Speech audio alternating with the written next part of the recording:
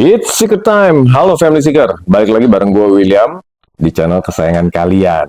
Guys, kali ini gue bakal ceritain seorang aktor dan juga penyanyi yang saat ini sedang redup bintangnya. Dia adalah Ambrose Zhu atau dikenal juga dengan nama Ambrose Hui. Nah, kalau kalian ngikutin drama-drama Taiwan di awal tahun 2000-an, pasti pernah nonton dong drama Taiwan Lavender dan juga At the Dolphin Bay. Nah, pada era itu, dua drama ini tuh booming banget, guys. Belum lagi lagu-lagu soundtracknya seperti Hua Xiang dan juga Shen Bian yang membekas banget sampai hari ini. Coba deh, kalian setel-setel lagi lagu-lagu soundtrack drama itu, pasti terasa banget nuansa nostalgianya. Saking suksesnya drama At the Dolphin Bay ini, ternyata dibuat versi Indonesianya loh guys. Nah, kalau versi Indonesianya itu judulnya Kau Masih Kekasihku. Uniknya, judul serial ini diambil dari judul lagu soundtracknya yang dinyanyikan oleh band NAF. Nah, band NAF itu band lokal Indonesia guys. Tapi hari ini kita akan fokus ke Ambrose ya guys ya, bukan dramanya. Seperti kita tahu bersama, Ambrose ini kan sempat digadang-gadang bakal jadi the next best thing nih. Ya, kayak si Tao Mingse lah.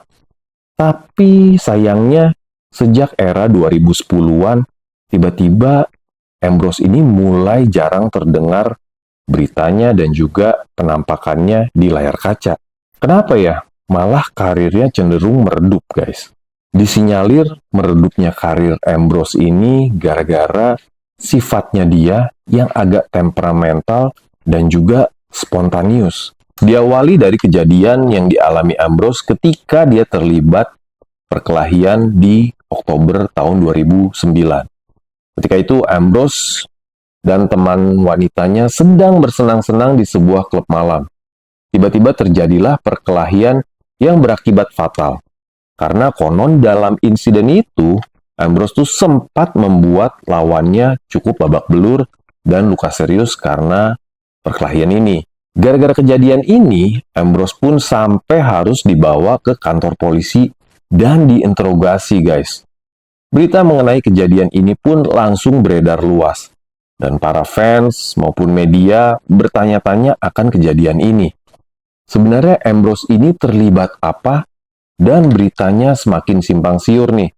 Karena ada isu yang beredar, kalau perkelahian ini tuh ada hubungannya dengan kedekatan Ambrose dengan dunia malam dan juga gangster. Akhirnya, di Maret tahun 2010, Ambrose menjelaskan melalui sebuah jumpa pers. Dan juga banyak media yang diundang ketika itu. Dia menyangkal keterlibatannya dengan gangster maupun keributan di klub malam itu.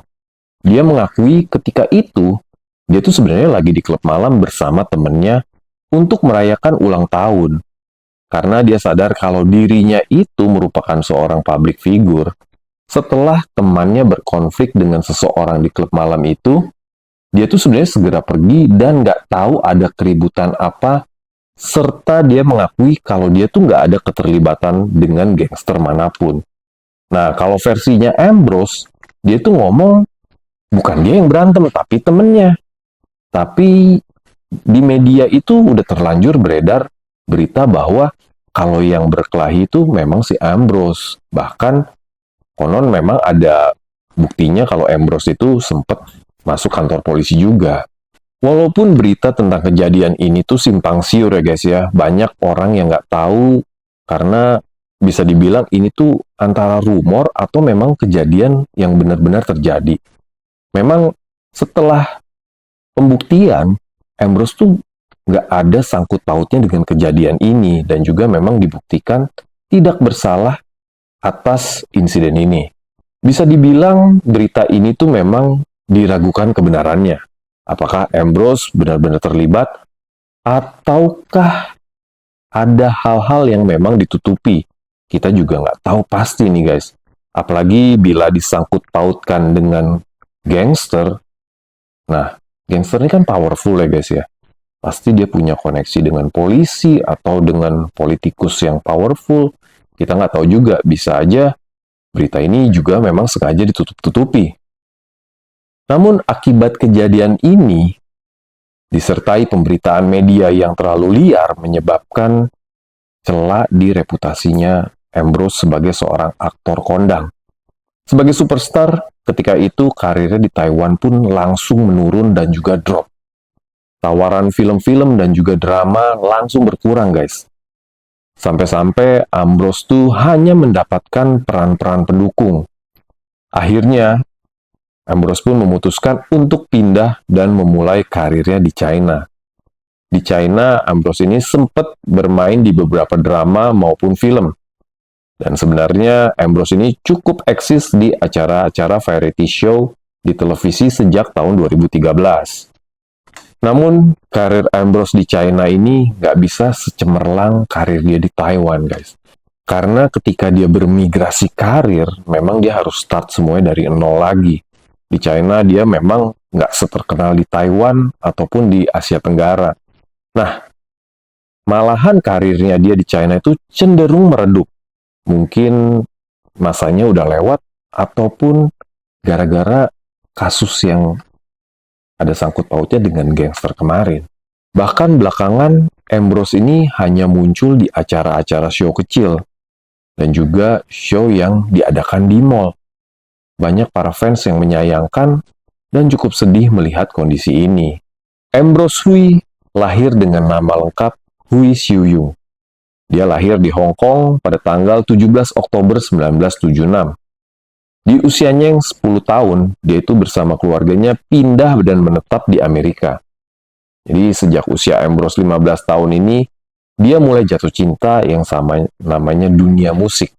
Jadi dia itu pernah mengikuti beberapa pertunjukan menyanyi dan juga dance di New York. Dalam hati Ambrose remaja pun mulai ada keinginan untuk menjadi seorang penyanyi profesional. Hingga setelah lulus dari Universitas Rutgers, Ambrose ini segera kembali ke kampung halamannya di Hong Kong untuk mengejar karir sebagai penyanyi dan juga aktor. Ketika itu, dia adalah seorang pendatang baru dan juga tidak memiliki koneksi di dunia hiburan Hong Kong. Di awal-awal karir Ambrose, yaitu menerima peran apapun, bahkan menjadi figuran di film-film ataupun di drama-drama TV. Selain itu, dia juga terus berusaha mengirim beberapa kaset demo ke berbagai perusahaan rekaman. Tapi hasilnya masih nihil. Bahkan selama dia sedang merintis karirnya ini, Ambrose itu sempat mengalami kondisi kesulitan keuangan. Ada cerita atau fakta unik nih guys ya, ketika Ambrose ini sedang merintis karirnya di dunia hiburan. Jadi gini ceritanya guys. Di awal tahun 2000-an, Ambrose tuh sempet dapat kesempatan jadi seorang figuran di filmnya Andy Lau yang judulnya Full Time Killer. Waduh, ini film pasti booming lah karena pada masa itu semua filmnya Andy Lau tuh jaminan jadi sukses dan juga booming.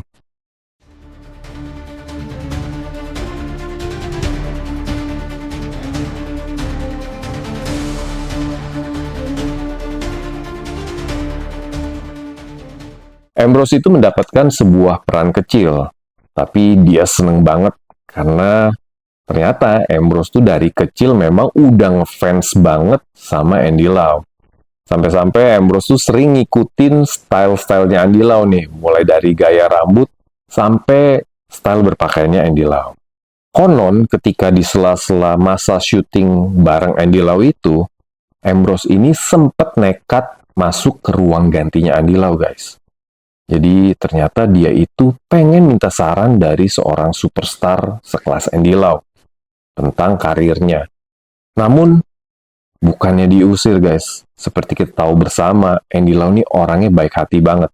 Bahkan Andy Lau ini memberikan saran dan juga tips-tips gimana caranya bisa survive dan juga eksis di dunia hiburan.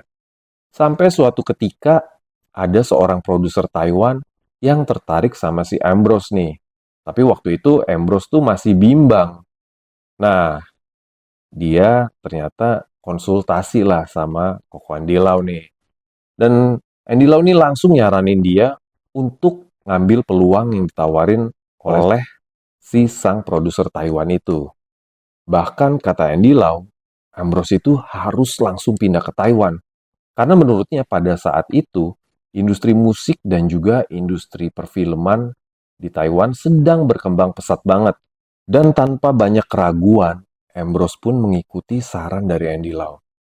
Karena ya kita tahu bersama lah, Andy Lau ini pasti cukup jeli ya guys ya, dalam memilih film. Dia juga udah terbukti sukses dalam merintis karirnya di Hong Kong. Dan memang saran dari Andy Lau ini terbukti jitu guys. Karena ketika Ambrose sudah memutuskan untuk pindah ke Taiwan, dia memang benar-benar mendapatkan banyak kesempatan, apakah itu sebagai aktor dan juga sebagai penyanyi.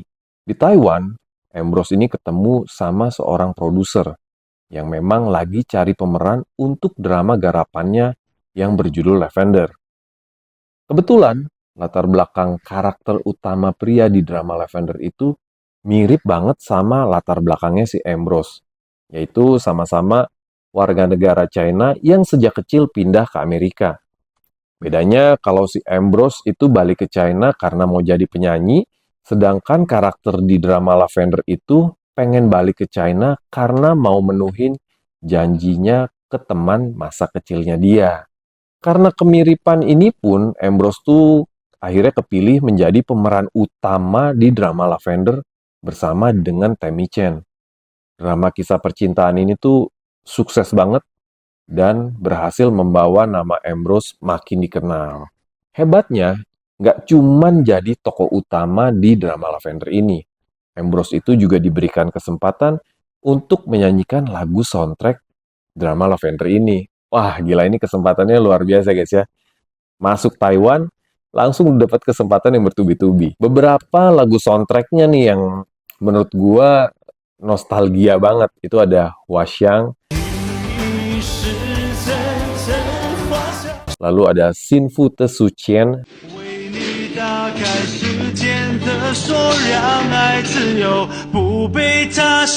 nah, memang kalau disetel lagi sih kerasa banget guys nuansa nostalgianya. Dan ada fakta unik guys. Ketika drama ini lagi syuting, sebenarnya rambutnya si Ambrose yang kita lihat tuh gondrong, panjang, seperti tren pada masa itu ya. Style-style Tom Mingse kan FC gitu pada gondrong-gondrong ya. Ternyata rambut Ambrose tuh pendek. Nah, si Ambrose ini gara-gara rambutnya pendek, kan style yang lagi tren tuh gondrong. Dia tuh dipaksa untuk pakai wig dan akhirnya dia pakai wig. Tapi ternyata setelah dia pakai wig, memang tampilannya keren-keren aja. Emang dasarnya ganteng mah, mau digimanain pun tetap ganteng ya guys ya. Jadi setelah kesuksesan dia di drama Lavender, jadi drama Lavender ini ada sequelnya, Lavender yang kedua. Nah, setelah Lavender kedua, dia juga dapat sebagai peran pendukung di drama hits yang judulnya MVV Lover. Sejak itu pun nama Ambrose makin dikenal terutama di Asia Tenggara. Jadi ketika itu era sudah tahun 2003-an nih guys ya. Setelah kesuksesan drama-drama tersebut, Ambrose tuh dapat tawaran lagi untuk memerankan tokoh di drama At the Dolphin Bay. Wah, kalian juga pasti familiar dong dengan drama yang satu ini. Nah, drama At the Dolphin Bay itu lagi-lagi mendulang kesuksesan. Dan juga nama Ambrose pun makin dikenal lagi. Karena drama ini ternyata guys cukup membekas di para fansnya Ambrose. Karena ceritanya memang bagus dan juga lagu-lagunya nih lagi-lagi nih. Lagu-lagunya keren-keren guys. Terutama lagunya yang judulnya Senbian. Dan ini dinyanyikan oleh Ambrose juga. Udah deh, langsung deh kalian setel lagunya.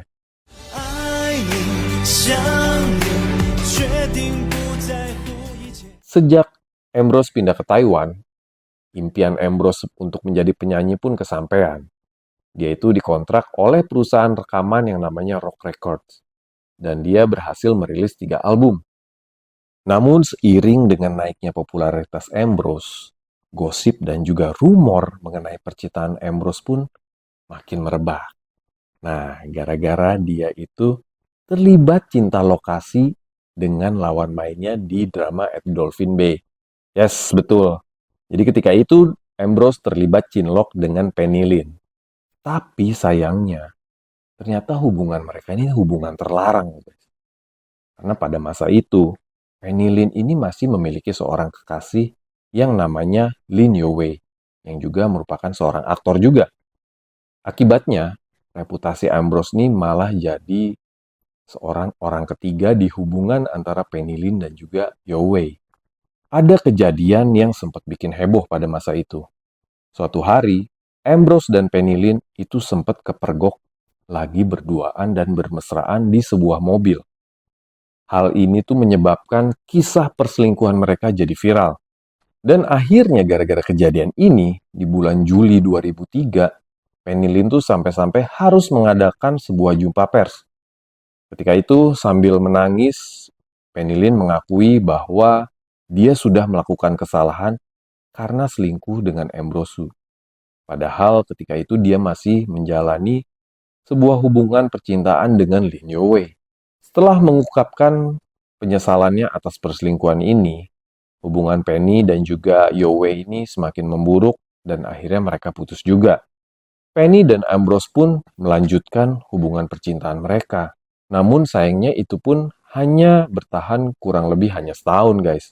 Sayang juga ya guys ya, mungkin sesuatu yang dimulai dengan hal yang tidak baik, itu harus berakhir dengan tidak baik juga kali ya.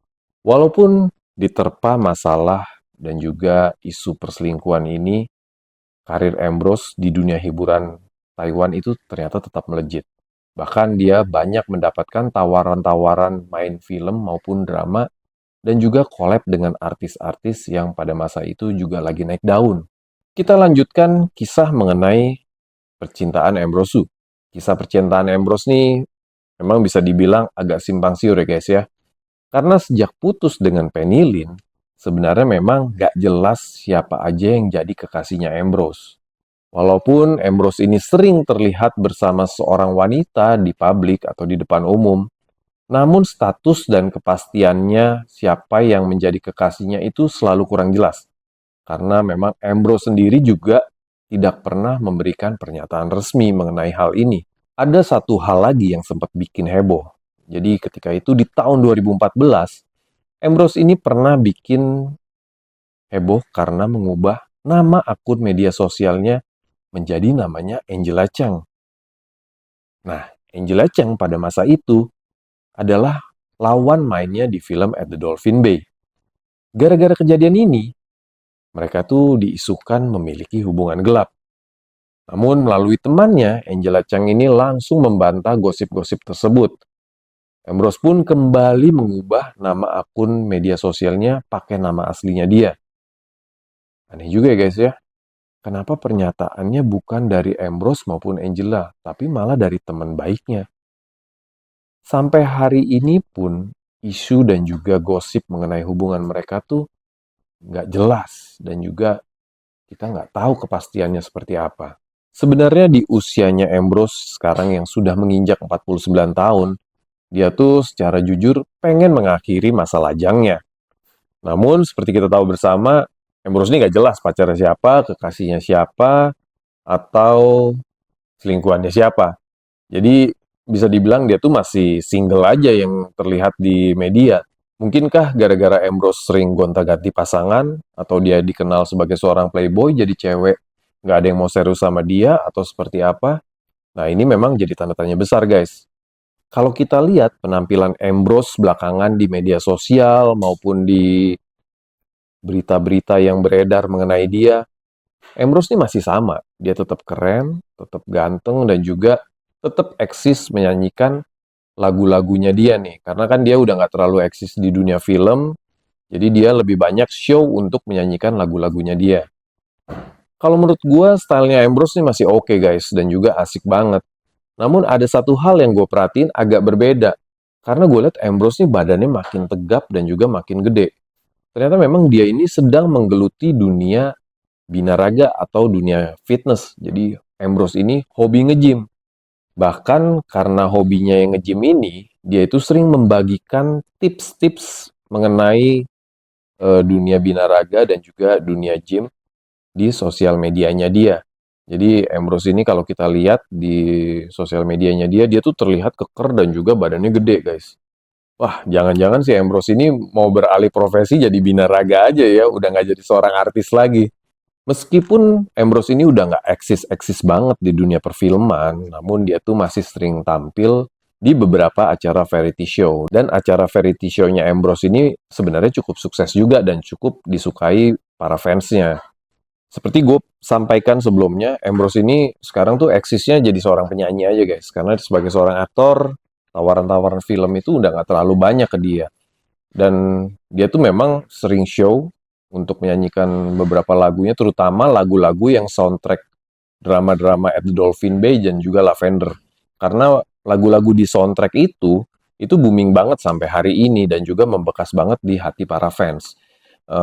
Memang Ambrose ini nggak menampilkan show yang besar seperti di stadium atau di apa, tapi lebih banyak show-show kecil dan bahkan di mall. Tapi kalian nggak usah khawatir guys, walaupun cuma tampil di sebuah show kecil di mall, ternyata bayarannya gede loh. Ambrose ini per show itu bisa dibayar sampai 400 juta rupiah. Namun itulah kehidupan guys. Seorang selebriti juga seorang manusia juga ya. Kadang-kadang kehidupan itu di atas, kadang-kadang di bawah. Namun harus tetap bersyukur. Walaupun Ambrose sekarang udah nggak se-eksis dulu. Namun kalau dia nyanyiin lagu-lagu soundtrack drama-drama Taiwan-nya, pasti kita tetap terkenang akan masa-masa nostalgia. Oke guys, sekian cerita mengenai Ambrose Su. Kalau kalian punya update berita terbaru mengenai Ambrose, boleh coret-coret di komen. Oke, it's a wrap.